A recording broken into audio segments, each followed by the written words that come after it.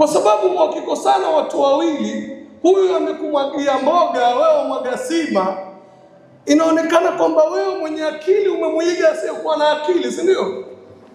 Yafaa wewe mwenye akili umuoneshe asiyekuwa na akili, wewe umefanya hivi ni makosa, lakini kwa kuwa mimi nina akili, hii ndo right, yafaa tufanye hivi, ndo watu watarekebishana. Wa idha jazaina al-isaa'atu bil-isaa'a famata tantahi al-isaa'a wa man yuzidu munkara bi ankara kaghasil al-hayd bi bawl al-aghbar. Tukilipana mabaya kwa mabaya, mabaya yatamalizika. Tukilipana mabaya kwa mabaya, tutatofautisha mbaya na mzuri.